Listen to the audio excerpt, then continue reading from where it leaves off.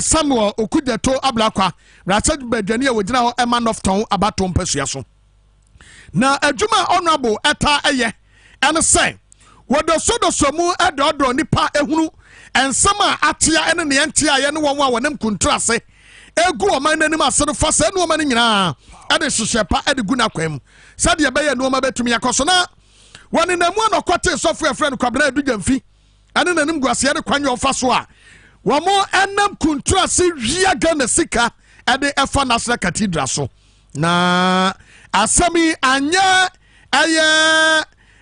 papa kwabra adujamfi aka Victor Kasiebo ati okura passport mienu Ghana card mienu bibia mienu aye ne ho adadantoma ana chameleon ewo maimu sayfo friend do wuro ya wode enam Ghana ha wadada ne ho all the time usia ne na kwabna adujamfi otena Victor Kasiebo atan na wode yewura ekokodina koto na no ana ababeto dwase senate no inse national cathedral no kra no de edi kan no company no enya Ghana for dia etimu a madwene se yesi asori dan dia ma Yesu abetenem ama Ghana de ntoma papa de afra na emom yempe no wada Roma asori dan no enya Ghana dia de edi kan ene se ya register project no ewo Ghana ha en ya register project no ewo amanone na amanone no ayobidia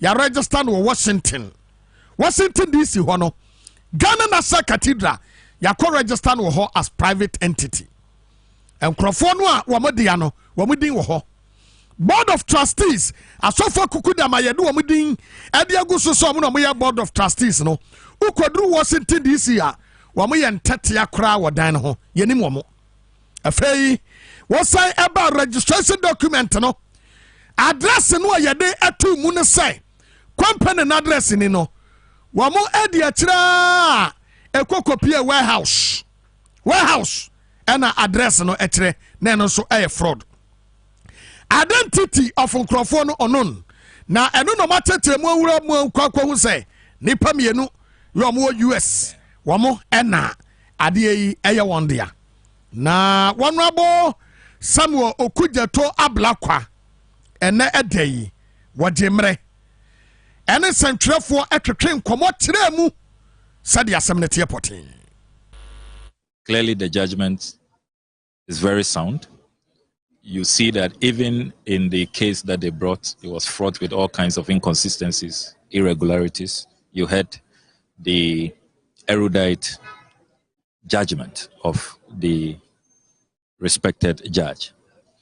At this point, we want to make it clear that what we are doing by way of exposing Samuel Okudeto Ablakwa na yamawura mu ne konkwadi enkomo abrante ba ko friend Salom Dramani yana no ekwa kwatwe enkomo de afa ensemi ho yen sanyanka no na yen saka wa ekuo bi asori e de afa national cathedral ho ye bedi enkomo bebre e de afa ho na wo a wo hwe yen ene wo a wutie yen enkomo no etietia de ye bi san say anyanyembia at this time ya ye woman national cathedral no ehwo mfaso de etosom yi no bisa ho say at the expense of Ghanaians aho tiremre mu na yade yesika ede kwakosi asodan na omampanin si wonti obia aho tiremre mu aye ho atere yen na wode yesika de kwakosi asodan na notoro insa asori dan no kra no enya ne de o se gefo bio se hwan mu obi ntumi hu ena akwakoyo modia nkomo ne doso na ye wuram ne ye di nkomo akwa akire ne yakobi sase anyanyambia sade nuoma ne si kono daati bi ebeboa Ghana ni ana emwa yen. And I think say sade wo man no yesi na mu ayede ko ne sade yesi de ba no ahumte etan ehu na se mama yan sore antie kufu ado aban a me donya me se obeton Jubilee House edi ama obi a yehu no na obetirezi no sade emre bi abaye drill ship no ene won sensam address ya osafmafo elidi yam ye kopie saloon no ene ti aban ba ku ya akufuado so e de akwa kopie warehouse coffee warehouse baby a ye to coffee a ye de koguo ehon ye de kopie.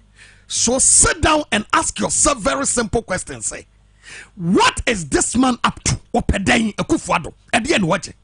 Na chata sorry dan a wo se wo sia manyankopon ehun nsem nyina yakohwie entronko a wa hwa address se befo a modema yo na wo mokra na wo tresi a ekokosi wo so na according to honorable Ablaka wo bu afu papa ese we dey a criminal criminal I was here to wo and I was say US for leading the delegation yabati akufuado ko oh yes so then another nanedia. It is the honor of the church. What you say? Yakwa humasoni and Salam Dramani and Kochikomo. Salam Akoba. Hey, Mukati. Yay. Mukati Dre a hitio. Mukati Dre Hunsama hitio. Cathedral, they said no credit Baku. No credit Baku. If you remember, there was one time we held a press conference at Parliament. I think that was on the 20th December last year. I told your members there, I mean the parliamentary press corps, I told them that the cathedral was being built on lies, on an orgy of corruption by a kleptocratic government, a criminal administration that does not want to repent, yet they want to build an edifice to glorify and magnify God. God is the truth. And you cannot associate God's name with a criminal and corrupt activity. No way. So the court has only done justice to the case. Anamiwa. Papa, minia. Missy, no credit bako. Nyankupon aye so no. Nyame a oka nukre. Nyankupon a oye nukre. Until you made a personal pledge to God to build a cathedral in his honor because God had helped you to win the hearts and minds of Ghanaians to give you the mandate to steer the affairs of this country. Yet you don't have the kind of heart that is needed to build that cathedral. You have been criminal in all your activities. You have been corrupt in all your activities. There's no way God will even help that cathedral. Very good. Salam, you share the new development at PM. Now, addresses are Omodiama. So we have minimum because me register company da. Nemo, you register company our Ghana as company a free Ghana. And yes, I call register company no, I was Washington DC. Now, Oko Washington DC, company no, entirely ni pafo frodia. Woba Ghana wa ni pafo fronsodia. Ehono, address no my office of the company no, and enkrofo no wamo address yedema no. Ekwa copy coffee workshop, warehouse. Now. And Crawford say, woman Tiasia say Ghana buying at the Wamo warehouse at the Aquaquaye, and a criminal offense. Now, at the Ghana. Uber Kaya Ukai 2008. And 208. Now, Kuform Reso. Yeah. Now, Kuform Reso, Ukai loan be almost Omukonya loan be was TNTCI loan. Wafaya Safumafu, senior minister. Safumafu, Nimre, time I was minister of finance. Yeah. Was Omokuku loan be was TNTCI. Now, TNTCI loan, just basic check na journalist no muye. Now, when address no, when them that address no a hairdressing salon. Salon no muye true. Now we sue the same MPP administration na muye adie we. What was say we mu no omu persikati say the kramai pedompe. Yeah. So what you say? What was say the kramai who the say the oye no. Ukrofo we are sa na omu pe we no. Salon say no. Biara no omu pe so mu fa wagadrigi kwandi very good enyesika say no no mo di cathedral we no so send me videos for hobe bregi ade ameka fa cathedral we tie we count say no secretary general ma TUC Yauba Dr. Yauba yeah what just say no ebe ya anka national cathedral no enkachi kura yamfanya hospital Kasiebo what are you doing many are doing but before you be start convention or another convertic national cathedral and to start I say almost like the entire place their project no cost to say I say almost consecrating like almost consecrating mechanism like I say almost pair asofofo a omo kanukre na omkobo mpa yo ho and purify a ho nyina omo consecrate no because say boni say a ho nyina kwa boni zone into the hospital no cry the hospital the whole place the point is that the whole place has been desecrated by a criminal gang all in cassocks and suits. You understand? That is why if any other project that the government intends to do at that place, the place must be consecrated first before that project emerges. You understand? Salom, it's okay. Salom Dramani, Justice for Ghana, and Yatenekanana, I am Komoi, Chesses, say, Nuti Saloma. Ya the Hawkeye Hospital crying ye. J. Yakoye deliverance and breakthrough. But say hospital almost see the mercury said say morning to me my hon. And I be I was because say Yakwaji Israel was so shehu. Upon some bona koje by. Na sad dan we am my penny Akufo-Addo so say abon some dan. Abon some dan sa emfoni a omode atwetwa ho ahie. Say bi wo ho a wo be man na etia mo ho. And the sefim say ade na yesi asoda no babru ba kokra na ho ena wo bia sofo bia nyina ho nso a wo pritie ye hu yesu mfoni ana say Yohane ni Peter na na brukum nkoan ye deda ho an ye twa ho ahia ye yesi ye boso some time he papa ne wo ye ne Ghana for yesi ye mpe wo say eye wo ne Nyankopon tamasem wo say wo besi asodam adanti na yesi kana wo de besi Pababita, Nasa, plot no cry, see him from plot and quiet from Obi, and you would quadro plot, and you dear Ghana for the Antino, a quashusha would dear FSC. What now, or hereby sad when that to be a bit too good. Oh, yeah, wait. I can't finish some pepper, you be running in a good form. A bit too good. Wait, you put your fan your hospital, yeah, the factory, sir. Factory Kasiebo Mranti and Mabawa, and your Jumanya Nababa, Juma, Ewo. Cathedral no obi obese so say on because a factory hob in parliament be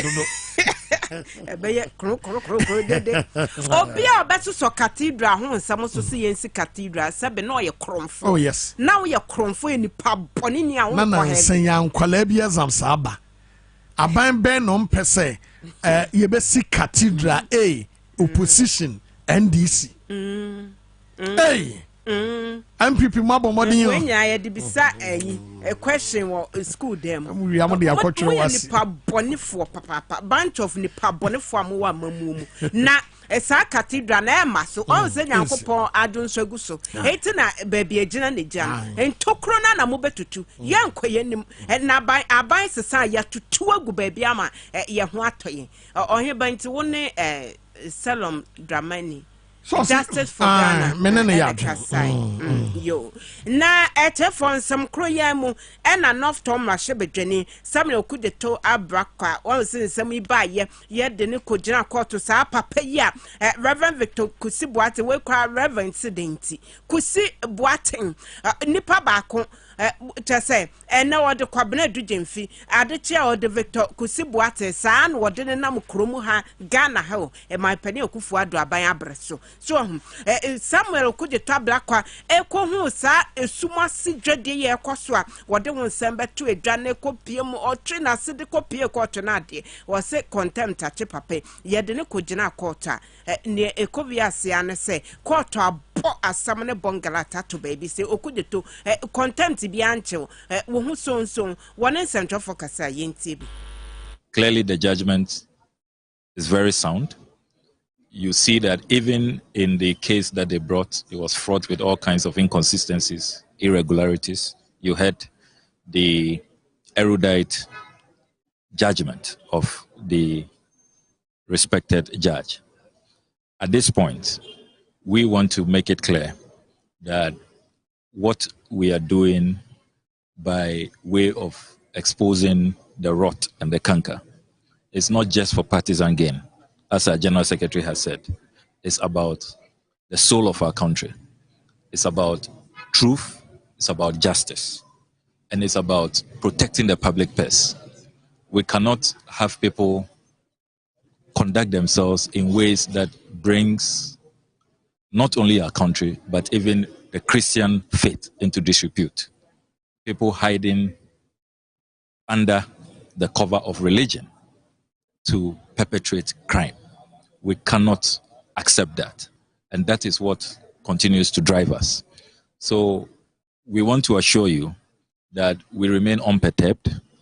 We have rather been motivated by the series of developments, the attempt to gag us. We have our resolve strengthened, and the Ghanaian people can expect even a more determined and dogged effort to expose the rot, the canker, do what is right, and make sure that at the end of the day, it is the preservation of our democracy, the preservation of justice, of freedom and accountability that reigns supreme. North Tom Rasha Bedwania na konya no onu obi ampre ho ewo ho wasan so ye enkasei ehye manpani akufo ado ne na aban wo ho na mu a wo mo dendende wo mo tiridi pe na wo mu dwane Samuel okudeto blakwa ena yete ne nkan na National Cathedral hu sensem ya asisie ya no ana labor unions wo Ghana ha epani ene wowura Dr. Yaba ede atuda wona ye secretary general ede atuda say wonu mpode baby aduru no ebe ya nka National Cathedral no yemfa nye hospital na yemfa enye nkwa ewo ho esa sese ye ne samom a eno no woman no benya so mfa so acha so dan na woman a wona wasi agenda 111 hospital na waja hospital ni sie no wadi si aso dan de ye no an say na me na asem we ya TUC for boss Secretary General Ekaye no Yaba Ekaye anye owura ni monyamfo Abraham Kumsen anye ni test kura na wadwala ni bufuafu no ana owura Abraham Kumsen se etwa kai na dada we Yaba na wote wana woje dan dada ya yesi na Cathedral eyene sika ye de asem amna yetu no ho eyene why late kura why left long time ago anka sabre ni mu na wodo anu betu mu a anka Ghana fo nyina beka se why ade na we de adabraka to stand at the May function like this. Now, come in here. Cathedral.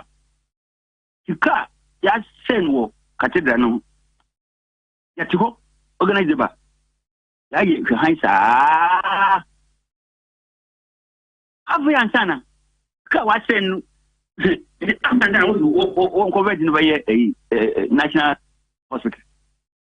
Now, road to crowd, abandon even common road to be now defeated roads and the company.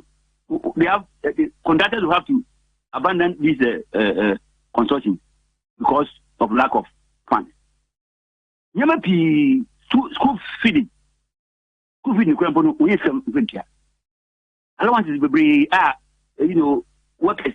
It's no, so but they are agree at this stage of this construction of the national theatre of the cathedral. They won't get one year hospital. How? Where are they going to get the money? Hospital at this stage? Where were we? When they were messing up. What says Sika? Sika Chairman Kofa. They said, drawing the cramp, look at it. We can't carry. After the Kana Abana. No, I was on for years. I mean, if we had cast this picture. Why are you Abraham Kumsen? Now, young Kunkwati Asama, Dr. Yabako Kaya, or run when young for Abraham Kumsen. What to be a man in honor?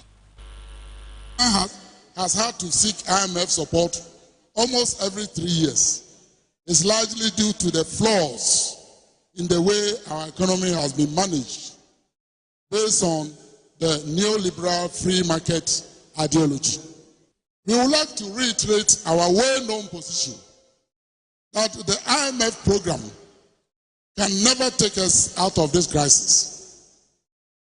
Our history of engagements with the IMF provides ample evidence that IMF-sponsored programs and policies cannot change our economic circumstances. Another IMF program will only impose more economic burden on us. We have to change the situation ourselves as Ghanaians. We believe strongly that government can lead us out of this crisis. And the government can do so by cutting expenditure on non-essentials, including the need to stop spending our hard-earned revenue on a national cathedral. It will be better to convert the project into a national hospital. You can also reduce the size of your government. Ghana has too many ministers and deputy ministers. Revenue mobilization. We acknowledge the efforts government is making, but those efforts must be intensified to mobilize more revenue. And Dr. Alba, me pato video no minim say so ware on say na man no wasro waso ho kra ya na twe kra so he body kan ya no ordinance as ordinance say kata na ni titi na so ya waka na nim afedu ba bi na wo de ma me fa binya sewe nti regional minister no din komo nani na nana yen kamasem na muti na ye katete obetete bia babo no but papa no wabon nana na chasa wo de wonam na ya ama wo speech written speech yes won ko kan bia no I drink bi akan basa say TUC concern o raise yen na ye hwe ni mu say ebredu ho am pani akufu adre kasanka at least obe address wan ka wo hwete say ono de speech ya twa ma no bia frifia aba no na wo bia wotumi kwa yi ase yes your friends say condolence message ana de ano kura book mu a okwa ye kura no wotu copy eti na kodru wona bibi fufuro si yankontumi nturo bi nka me say speech no all kind nka enfama ebo kakra bi anka sem bai ni say for say nea afede and so for your platform back so almost say there be na nka ho asem opese o ye focus on pe distraction ya sa say ye ni mu say nya de a obetumi aka bi bia wono no oba wa prepare wo be bada pa wono adwene no de ode ba no wawie ana wono no ni speech no ye troma no ni wo sua egu ni ti wa re ne baba hey me yana na do school days are entia ne third class na we de ye de piatro kuma ne ye hey my penny beni third class president boy ane na ye mbeku ni atase wona my speech nkwa chese ya ntra ma ne de ontumi mfa na drink David hey boy na what you see womo edwabo yase emu na enfifi mantemu penny ya ono na ye trefo de emomo ye ma me Cynthia Sam anano wono so de atu edwa ese my penny a wo sori a enyema ehun sem fata enhia na wo de wo man ne sika ye no papa twa sa nyema ni nyina so ye de tum ahokere wo ho ahokere no so wo ho ye yan na ye de aba ye ho so ene enra TUC parade na sekra no na dwamteni de ema dwumadie no wo ka ese top da narrative ni yensesa ne kakra Russia Ukraine na fe COVID-19 no yate abre so ate ase na yan so ne ye de sa wo ha ye aba ye ho so enti yenwu sa ho kire wo ho na niam bi wo a yentete so na yenya se eniam a ensem fata ho hia de ginjan ene ye do oman ne sika eya e de ho kire ababejayo so yentie no policy framework that has guided economic management in Ghana in the last 4 decades. The reason Ghana has to seek IMF support over every 3 years is largely due to the flaws in the way our economy has been managed, based on the neoliberal free market ideology. We would like to stress that IMF program can never take us out of this crisis. Our history of engagement with IMF provides ample evidence that IMF-sponsored programs and policies cannot change our economic circumstances. Another IMF program will only impose more economic burden on us. We have to change the situation ourselves. We believe that government can lead us out of crisis by cutting expenditure on non-essential, including the need to stop spending our hard-earned revenue on the national cathedral and reduce the size of government. Ghana has too many ministers to intensify, but we ene senate you see mwankasa no mwabo mutimu pose papai mo beto ayampia ma de pasa se no ade ne ho fa no ya asem kro na mfefe mantemu trefo e de Trades Union Congress Madam Cynthia Sam Anano ene yetene nka no na Professor Jampo akasa e de afa ho ekwan a adwumayefo a ewo man Ghana mu yesi treaty won wo kire se adwumayefo a wo man Ghana mu ye adwuma se osono na o ma di se ntete aduane emoa esansese wo he adwumayefo mu a wade aboa aban debt exchange program ya eba ye said ye sia ha Ghana adwumayefo ene ekwan o ma sacrifice bebre e de aboa nanso aban no emoa entwa nani enkonkosho no a e ana e ha adwen pa okasa e de afa de course nrai. But I'm told that the government is saying that it has done enough to protect the jobs and salaries and pensions of workers. And so people were trying to find out my views on that. I say, yes, but Labour has also done more than enough to keep productivity going and to be the main source of taxation that finances the comforts of politicians. And see, we think we have even done more than necessary than what government thinks has done for Labour. I don't know any regular Labour personnel who is happy about his conditions of service. Yet, that of the politician and Article 71 holder continue to make them happy and satisfied. Why I am sama Professor Jampo wade etudwa na no kra nyame yanim ni na e ha adwen wo hye Article 70 office holders wo hye akatua o mogin wo kuram ha na wo de toto eye prosifo ede ho ana sojafo wo de menka prosifo kra de wo de menya wo mo de kra na menka me namfofo no prisoners prison officers o mo de mobokra o mobokra fire for na fire ni prison de na prison what him say in all the service prison officers are prisoners in the service industry because service personnel anymore.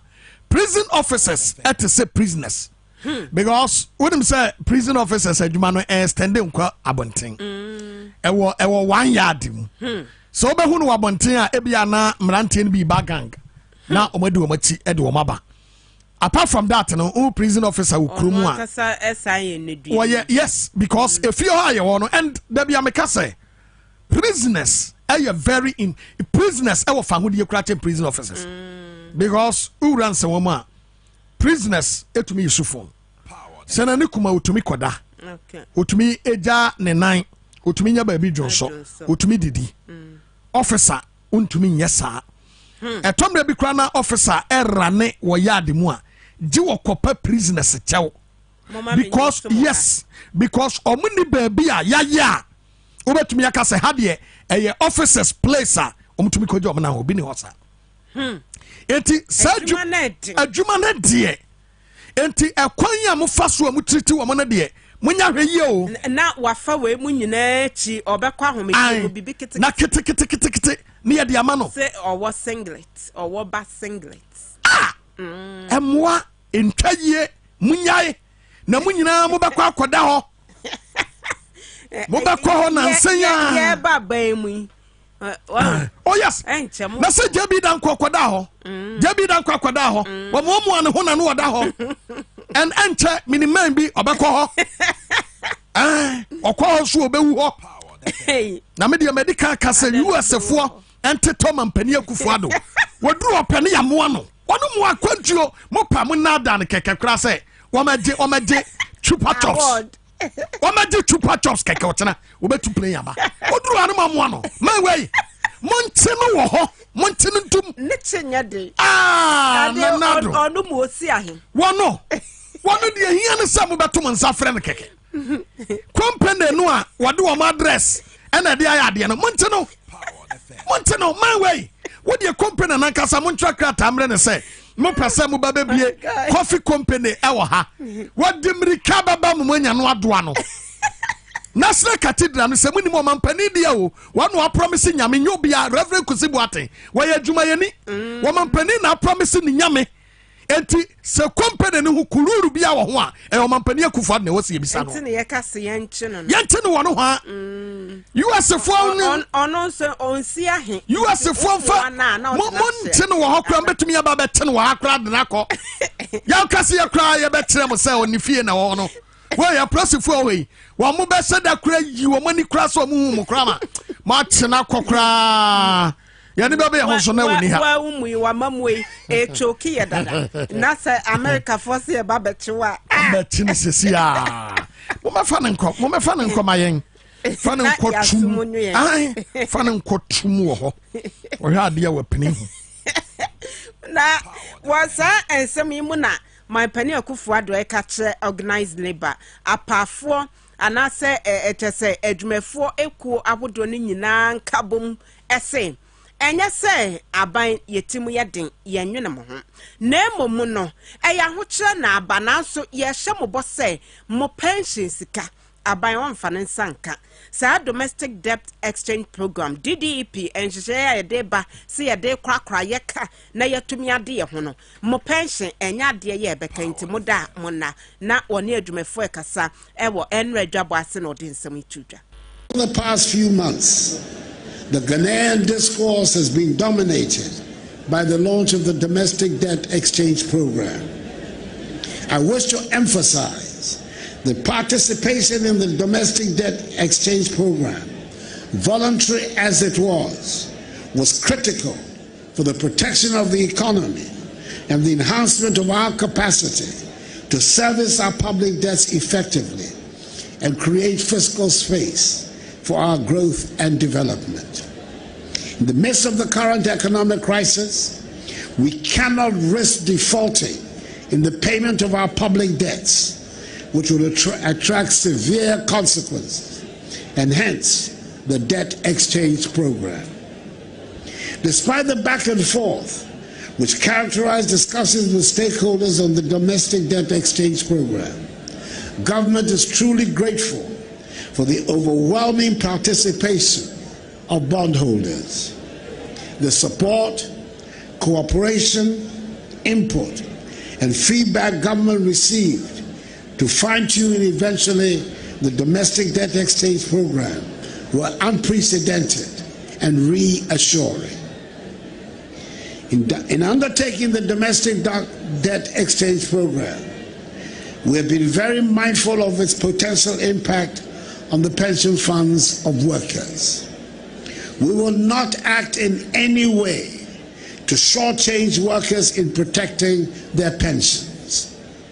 It is for this reason The government, through an MOU signed with organized labor on 22nd December 2022, decided to grant exemption to all pension funds in the domestic debt exchange program.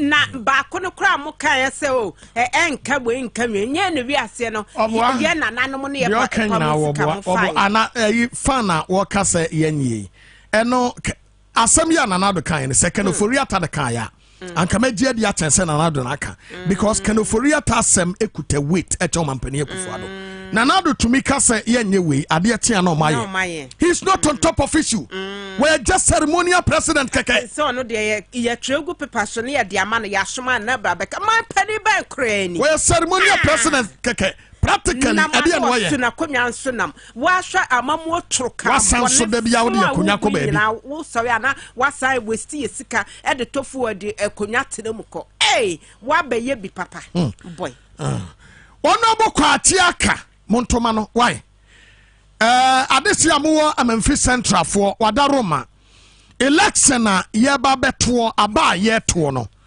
yewo candidate bebre ewo ho nanso wono abokwa atiaka number 2 wono ena montoma no tie enkomo no nyina no se yasoma de wonim ene yasoma no enye obi a yesan so soma benyansafo enya na montenten enye obi a wodada manfo de na no yobo won ne girls nyina yobi na won nam na mema sei woboa emamu mfi no wono abokwate aka ne mo na te ho munim no de waba kura munim no montoma ono abokwate aka ono ne deserve sa waya number 2 order number 2 inti momfama no na womedi amemfi central for enim na se mo amwa Memphis Central mo ankasa munim enye ye ne ye beka ache se papa no obo adwuma ne nsa no adwuma efe ti montoma no eno ano no montoma no ne yenko yenim number 2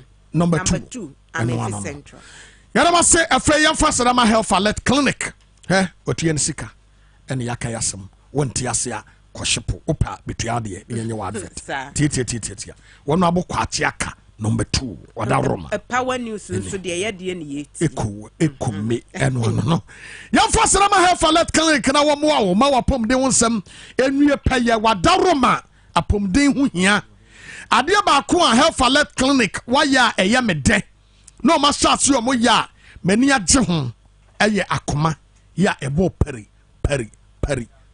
wọ́n sẹ́ obi nante ẹ̀hánì ha na koma no asẹ̀ ẹ̀tí atọ̀fọ̀m mẹsàrẹ́wò sẹ́ wọ́n sẹ́ problem wẹ́ bia kọ Health Alert Clinic na wọ́n sá yadeɛ mẹ́nfẹ́ ni agorɔ sẹ́sẹ́ no sá yadeɛ no abaama nkwadaa nyinaa nya bi wọ́n nante ha ne ha na koma no ti wọ́n nante ha ne ha na koma no ti amanfoɔ sɛ ɛyɛ pressure ɛnyɛ pressure ɛno nso yadeɛ wɔ hɔ sradeɛ adɔso wɔ akoma no ho eti ɛma akoma no ɛyɛ adwuma ɛboro so wadaroma ko Health Alert Clinic na kokwaji wapom den Health Alert Clinic wabi enkrabata ne bebre Medina Kasua Pokuase Ashaman ene Takoradi obatumi ya frɛ 0242 518893 0242 518893 and 0242 518865 0242 518865 Medmosis ene yadru so no na ma me kafo ema mo se Medimosis ebeboa mo pom de wonsem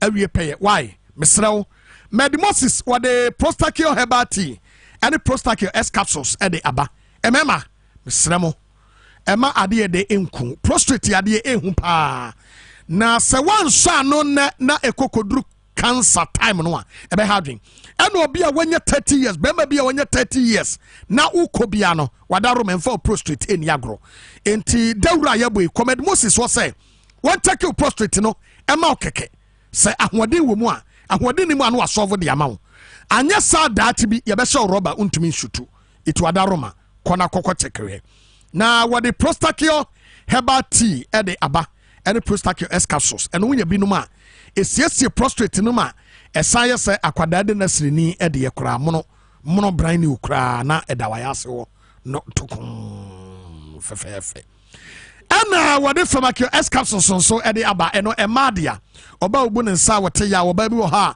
ne menses kora wɔnim da ɛbɛpa nti wobɛhu sɛ anim nanim tumi gu ase at any point of time ɛtu mmaa no bi wɔ ha ɔmo nam kora na ɔmo aboɔ mo ho sɛ ebia ne pad ka no ho anytime bi ɔbɛnya science bia no na ɔsiesie ne ho ɛha adwen wɔba deɛ wɔsɛ wohu ne sɛ aka 2 days 3 days ama mabu me nsa nti mami nsiesie me ho ɛmfa ɛntwɛn obi deɛ wɔ hɔ a ɛtumi fumtuo at any point of time ti da bi ɔnam ano wabu ne nsa ɛmoa koraa wada roma wonya Pharmacare S capsules a waduru no ɛbɛsiesie wo na aresɛte nipadua no ama ada yie sɛdeɛ ɛbɛyɛ a ɛbɛyɛ kama medimosis na di no nyina bɔ na wɔ dental clinic nso ɛhwɛ sen ɔn sɛ nduro dodoɔ no ayɛ no nom no damo no awu nyina na wɔse no change color from white to brown wobɛwo sɛ ɛyɛ yellow saa ɛbɛduru baabi na ayɛ basaa bi wɔ kasa ne tirim na scent wom ne nyina no medimosis ɛyɛ ho adwuma eti fa wo sekɔ na onyɛ no white wopɛ brown saa no ana yellow no nso a ɛbɛyɛ neat bɛtete shining kama ɛde ama mo a mo sia keka bɔ ho no ɔbɛyɛ kama ma nneɛma nyina ayɛ kama wɔ nkrabata no bebree ɛbɛn wo ɛwɔ baabi a wo bia medina medimosis ɛwɔ adenta ɔne adenta police station ne di nhwɛ no mu Accra Central AEL sɔfoɔ ɛdan no mu tema agye kwadwo ɔbɛ school for the deaf ɛna Kumase ɔwɔ ahenema kokɔbɛn frɛ 0244 068 447 0244 068 447 yɛnyina so ɛnya aboafo nkrato tɛw ne yɛmmra yɛba a ɛmmra hyɛ badwafoɔ ɛsa kwagye loan ɛmaako bɛɛ sɛ ɛnso agye atom nti wɔmampani akufoɔ ado ɔgye IMF fufuo sika no ɔsan ɛkɔ akwagye loan $750 million so ɔsan ɛkɔgye aba bɛdi no ɔdware wie makyɛ ɛtu ɔkɔgye wɔ yɛbɛbulu town yɛnkɔmmra ɛmu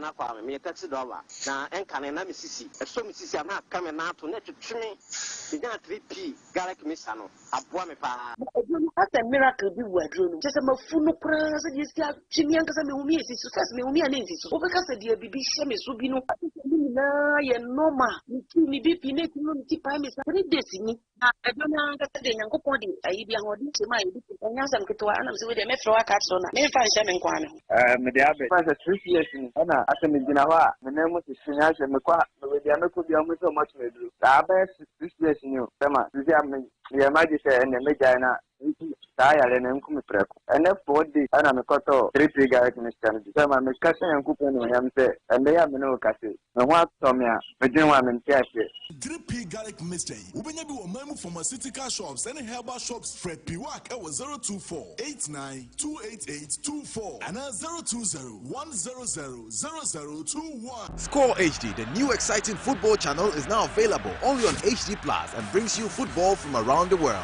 Watch Sadio Mane and Daniel Kufitre in the top weekly match of the Bundesliga 1 and DFB Cup, Primera Liga, Copa de la Liga Profesional, see Ronaldo in the Saudi Pro League, as well as daily sports news every other hour. Also, get updated on Messi and Mbappe on PSG TV and many more. Feely on HD Plus channel 151. Agronaede HD Plus, the Feely experience. A state-of-the-art facility built with your family needs in mind. A medical center positioned for all your fertility problems and other diseases. Medimosis Clinic and Prostate Center. Our goal is to help our patients achieve and maintain optimal health. We have fully functional OPD laboratories in all our branches. Do you have problems urinating? Medimosis is the ultimate solution. Our Prostacure X capsules and Prostacure Herbal Tea treat prostate problems. Our Afromosis capsules gives you maximum performance, and for the ladies, Pharmacare X capsules solves all your menstrual problems. Locate Medimosis Clinic and Prostate Center at Adenta Barrier near the traffic light, Ashaman Ajekojo, Kumasi Ahinima Kokobing, and in Accra Ministries after the Ghana Highways Yard. Call 0244 068 447. We accept National Health Insurance card and all other private insurance card. Medimosis Clinic and Herbal Center, your ultimate solution for prostate problems. Do you know that the first 6 years of your child has so much to do with how their next 80 years will turn out? Do you also know that for a child to develop independently, we have to ensure they are physically, socially, emotionally, spiritually, and cognitively developed? If I may, how is the relationship between you and your ward? Join me this and every Saturday at 10:30 a.m. and let's talk education to ensure a better future for our children. I am Daitesa Ampofu, popularly known as Madam Time Bomb. I'm going to be your virtual teacher on TV XYZ. Let's talk education, building the future through education.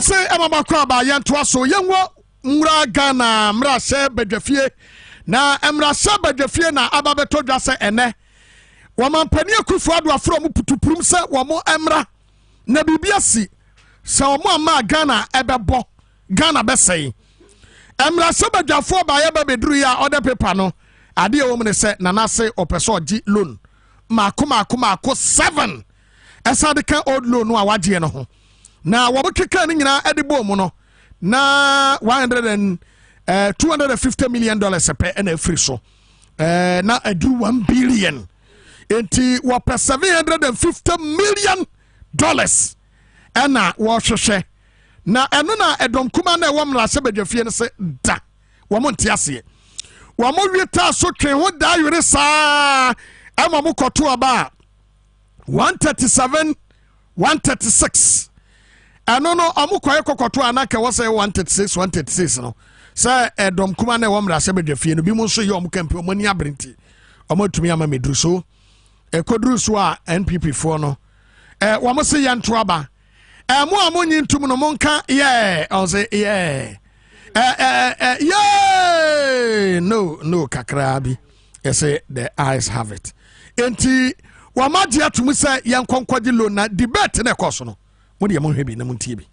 Speaker, the committee by a majority decision, as has been indicated, the report found the terms to be favorable and recommends to this House to approve the request. I so move, Mr. Speaker.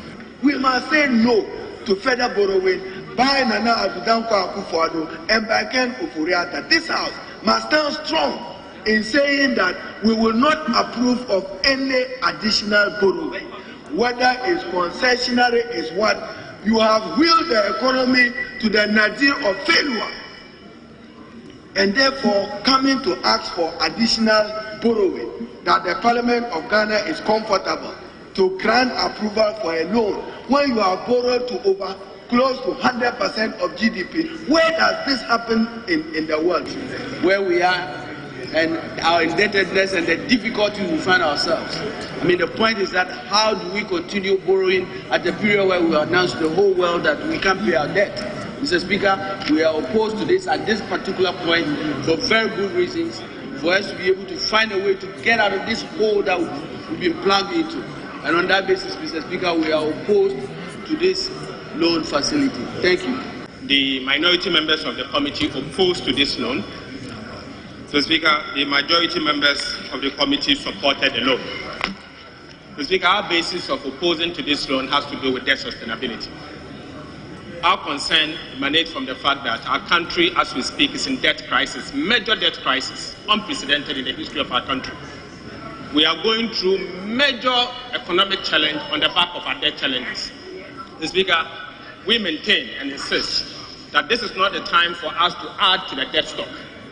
Mr. Speaker, yes, we may need, or there's the need for us to borrow. But Mr. Speaker, this is not the time. Let us not be swayed by the fact that the matter, the loan before us is meeting about 35% concessionality or more. Let us consider the use of proceeds and find out exactly where this loan is going, and for us to ensure whether it's going to bring about evidence that we are going to be able to generate enough resources on the back of this loan to repay this loan or not. Mr. Speaker, that is our concern. We oppose to this and we are not changing our position. Why, another course ene, Eti as usual ye kwaje bosia na ba bedini ye ne sewa broni mu adware obi mu sa na no na my penny akufo address say was pa Japan man momoa me na sa IMF sika ye $3 billion no yensa entuminka moa na mo watumi ne say mo betumi aboa e de atai Ghana chi ya sesiken yenso betumi aka no ne Japan manso for penny female Kishida na etotwe enkomo bro obepie mu e wo Jubilee House Sena my penny okufuado e de sad say e to wo mo anim say IMF sikay ya pa pe e ne monko na momra monko ye ntotwe say na monsamra adeche asa na Japan ye ho say mo de mo wotumi ni bi mo ka bom mo punu mo ka say mpunu so a epunu eti sikay ya ye kodia bedi oire sikaya ya kodia bedi momwa yen na yen sentuminka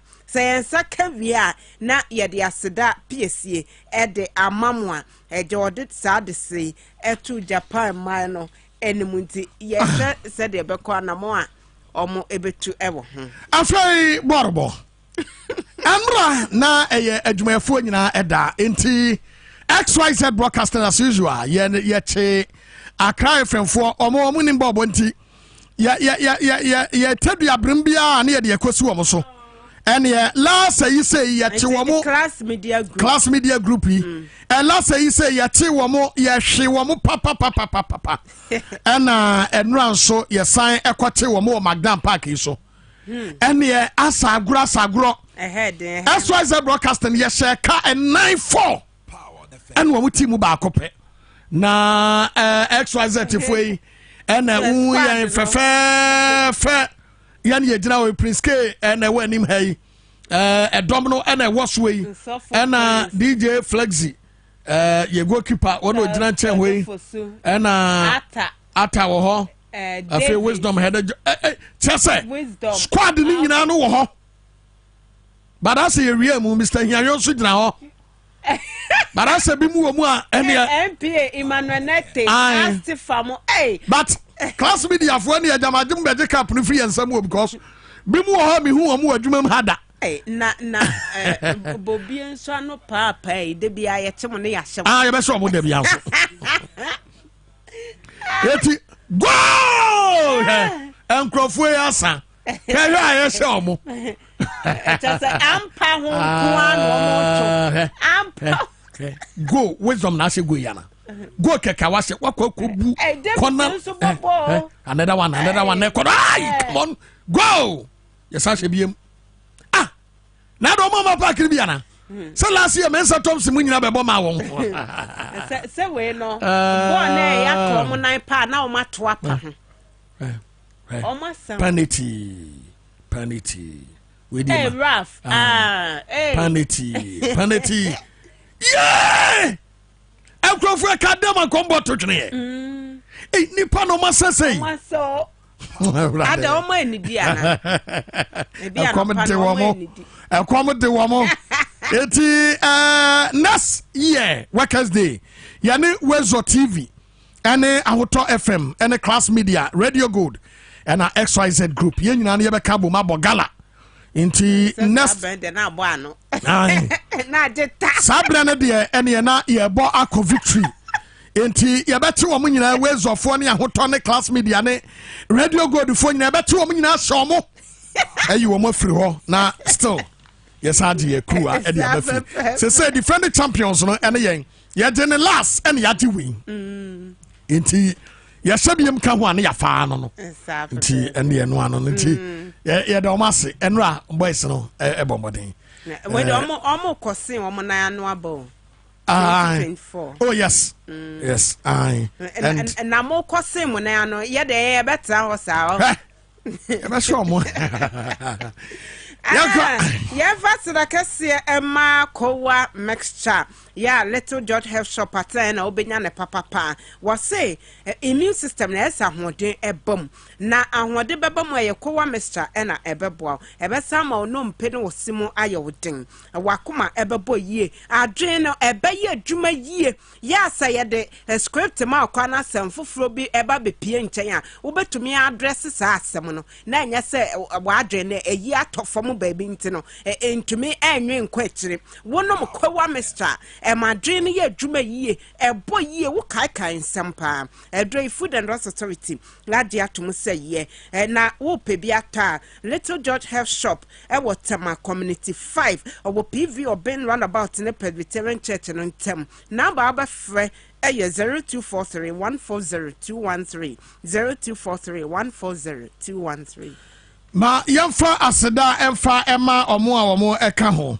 na yerhwe de ekoso na wapani baako ma memfa aseda ma no first ever assemblyman Emma Atimota wanya 88 years ene wow your friend Mr. FSK Dibonso were first ever assemblyman almost as you say assembly no assemblyman odi kampa wa Atimota eno no wanya 88 years ene eti papa happy birthday nana mpo what you 88 years no abomoden unte say man bia wo dwen so esiso kama enyame ma nkwani bi nka wa ya ahode wo enyame nsha honorable Kofi Adams ne eye wo birthday oh okay happy birthday honorable happy birthday nyame nsha what wo emrashe bedwani papa nyame nsha wo ye champion edu aba clinic be bo amopom de won awie peye wada roma unko Dr. Edu ho a kono hotie ena me kanfo ade ba kope e wo Dr. Edu ho ena me de mamo ade na me kanfo ama mo ne ye SMB test emema no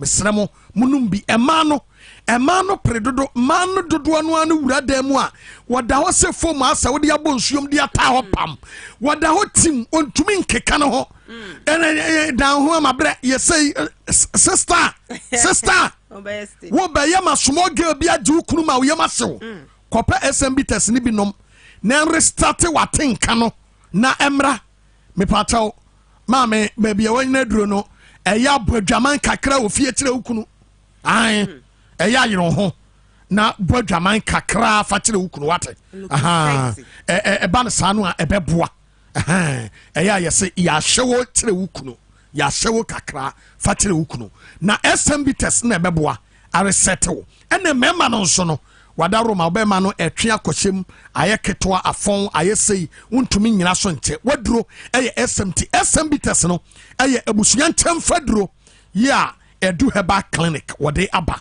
obi amonwura ba bia se wo pe eye SMB test no ebi mesramo eye bitesa ensani ho enye nsa ne yede ye eye SMB test nemum enye nsa aduro yetemesramo obi atumi numbi aha ebia oye kabites no amafo be woni se bia ensa enyansa eye aduro na ne din no ye frɛ no SMB test ntino bi na fili enkra hare ade wokɔ official town Edu Heba Clinic ɛhɔ ɛna ɛwɔ ubowura hɔ a noma ɛbɛyɛ kama mankasi mu oba fikrom ne number ni 0201 044 221 0201 044 221 ɛna 0243 989368 Piwak Natural Health Yedamase or the 3P Garlic Mr. Abba ese wa mojabro so hawo numubi ebema bibia ye normal ama wo nsa wote yaw ewom ana say o sugar level no entumi nyina faako ekoso na bafam ekoso na bafam enye normal sa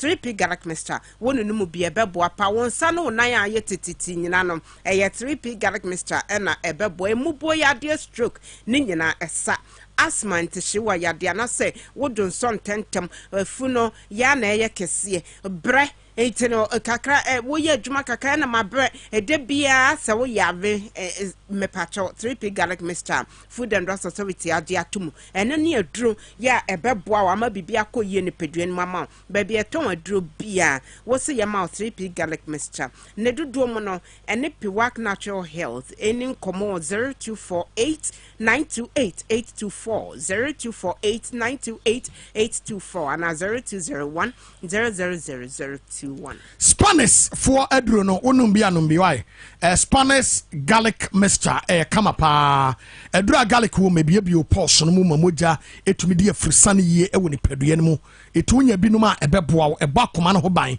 kase amro so regulate no afei aduro no ye very nice emani padua no ye friend of Spanish garlic mixture and your Spanish ginkgo capsules ye strategy every ginkgo biloba mu eti wonum bia eboa ni soya oil ene ye de aye ebo akoma ho ban eboa ma onyini che ekuta anti-aging property etu obi a wonom Spanish jinko capsules no bia no eboa no pa na Spanish garlic mixture ene the capsules no eno so eye Ghana ha de ubenya bia to o ba bia to nduro bia wadaro ma ubetumi afre number yi sesia ana ubesende voicemail dia fa WhatsApp so e dia ma doctor 0266 114111 0266 114111 Adeba kwa di ani atofo mahu ne se be mema wo mo tedua mu aye mre no mo na mo krom ha jojo girls ya se do so pa ane neso Sabash Herbal Center ese bema wuni haw se yempamu mre yenkwa de a wo ba makachia ye be hwew na wo tedua mu aye den e de ama wo sanso na mo amatetete enamu nyarewa mo na mo de sane girls no eno so wo se wo ba wo be hwe no watenete afiwa ma eya wo asem anase stroke emubo yade wo be hwe na tese ahode aba hepatitis B anase mpono asthma ntihwe yade fiber Ninyina Sabash Herbal Center womo esa na wode aduro bia ba ye fe ne Sabash koko bites and also etu koko ase yie pa womo omanya koko anom bi edi ho adanse nti koko atena wo so ache na etete wo a wadro ye Sabash koko bites Food and Drugs Authority said dre ye eti ko bebe eto wadro bia na ebisase wo hwehwe Sabash Herbal Center echa kwan wo La Paz one Abante Sport na edi enhwani mo wo mane afi New Market kwan so number of obeje osuni 0500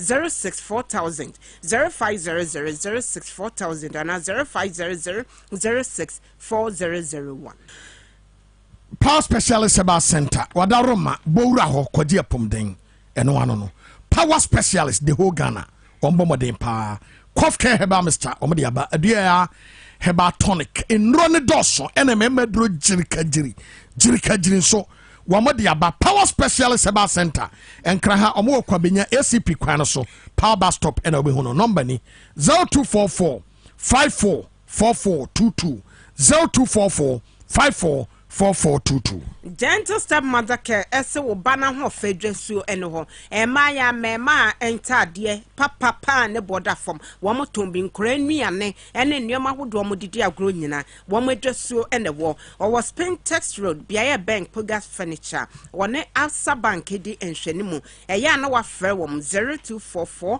238 477 0244 238 477 and 0245 681 085.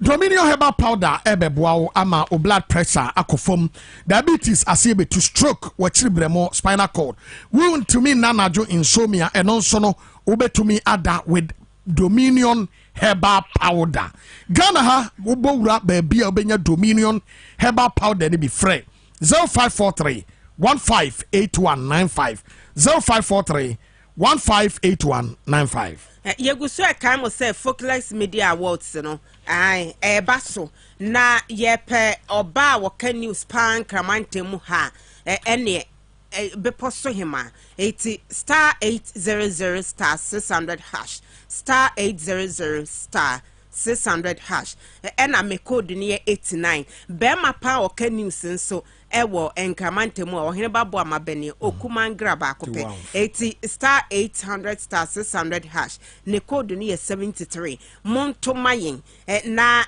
yenko yenimu saa why asem vote na ema sanso na ebia wontumi nto mobile money cry ye mayen so ahu na chairman Stephen Ofosu da rekra ne ho ye me wan wo ohene ba kasabe watwa wo momo na ye de to saa na ye to Mon famra why na yento ne yenko jemra yedamase Dr. Solomon Solak Natural Clinic munim awon awoye na say we free health screening nipa be ba ye okukomlemle no eburu adwene ntiase so hospital na nyini Dr. Bomodin itibowura hokwaji wapom den na ahoto emra woye lab ni no ma aka nyina bi bowura Solak Natural Clinic enkran ya de okukomlemle Royal Castle Road obe Harvard Senior High School no Kaswa Old Market second bus stop Dr. number ni 0553 9326 31 0553 932631 ye papa Alexander Obe ose ochia osanso na kwamenka ose wa feeling silpa